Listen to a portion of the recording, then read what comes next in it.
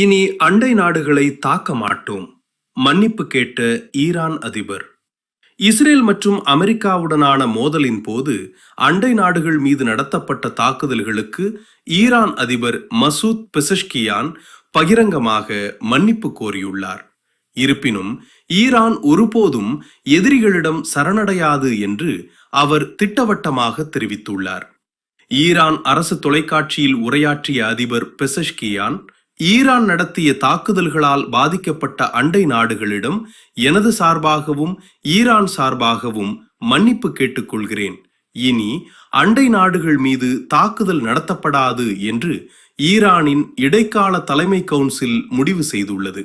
ஆனால் அந்த நாடுகளிலிருந்து ஈரான் மீது தாக்குதல் நடத்தப்பட்டால் மட்டுமே நாங்கள் பதிலடி கொடுப்போம் என்று கூறினார்.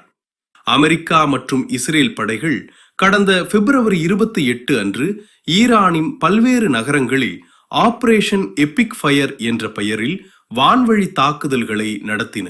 இதில் ஈரானின் உச்ச தலைவர் அயதுல்லா கமேனி மற்றும் அவரது குடும்பத்தினர் கொல்லப்பட்டனர். இதற்கு பதிலடியாக ஈரான் ஏவிய ஏவுகணைகள் துபாய், அபுதாபி, கத்தார் மற்றும் பஹ்ரைன் போன்ற வளைகுடா நாடுகளில் விழுந்து பாதிப்பை ஏற்படுத்தின. இது குறித்து பேசிய அதிபர், ஈரானிய மக்கள் சரணடைய வேண்டும் என்ற எதிரிகளின் கனவு பலிக்காது. அந்த ஆசையோடு அவர்கள் மண்ணுக்குள் போக வேண்டியதுதான். நாங்கள் எதற்கும் பணிய மாட்டோம் என்று ஆவேசமாக தெரிவித்தார். அதே வேளையில் சவுதி அரேபியா உள்ளிட்ட நாடுகள் ஈரான் தனது கணக்குகளை சரியாக போட வேண்டும் என்றும் மோதல்களை தவிர்க்க வேண்டும் என்றும் எச்சரிக்கை விடுத்துள்ளன. வளைகுடா பிராந்தியத்தில் போர் பதற்றம் உச்சகட்டத்தை எட்டியுள்ள நிலையில் ஈரான் அதிபரின் இந்த மன்னிப்பு மற்றும் உறுதி கலந்த பேச்சு முக்கியத்துவம் வாய்ந்ததாக பார்க்கப்படுகிறது.